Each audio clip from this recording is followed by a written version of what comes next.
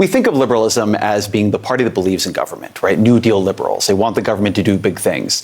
In the back half of the 20th century, though, they were dealing with the problems of building too much. We had despoiled forests and streams. We had choked, I grew up outside of Los Angeles, we had choked the city in smog. We created a lot of very important statutes that allowed people to jump in front of the government, sue it for not sufficiently considering the cost of its actions.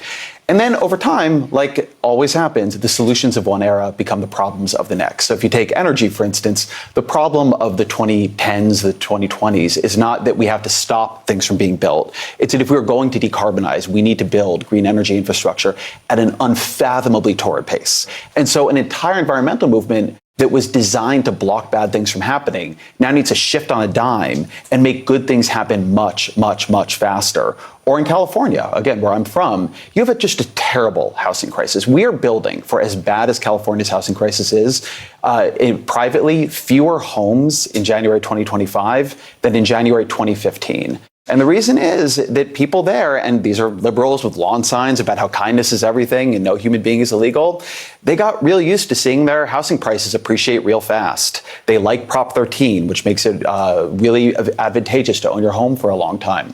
And if you build a bunch of housing, it can inconvenience you. In certain conditions, it can drive down your home prices. But ultimately, that is selfish. You're driving the working class out of your communities. There's a variant of liberalism that has become selfish, that has what it wants and is symbolically for everybody to have more, but in fact doesn't want to give anything up for that to happen. And people notice. They're leaving California, they're leaving New York, they're leaving Illinois, they're going to Florida, to Texas, to Arizona.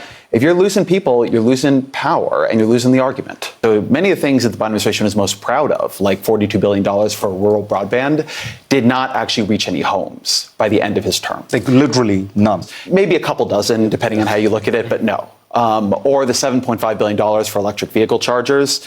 It did a couple dozen electric vehicle chargers by the end of his term, right? So just let's take that specific. How do you explain that? Like what happens? You have billions of dollars to build electric chargers and you literally have a few dozen at the end of 4 years. Why? I think one of the tragedies of the modern Democratic Party is that they associate success with how much money they spend and not what they actually build. And that's how you get a world where California authorizes more than $30 billion to build high-speed rail, and they do not build it. A dollar amount that's written on a law doesn't help anybody's lives. What helps someone's lives is what's actually built in the physical world. And there's a story that we tell in this book about a change within liberalism, where in the New Deal era between the 1930s and 1960s, liberals built in the physical world.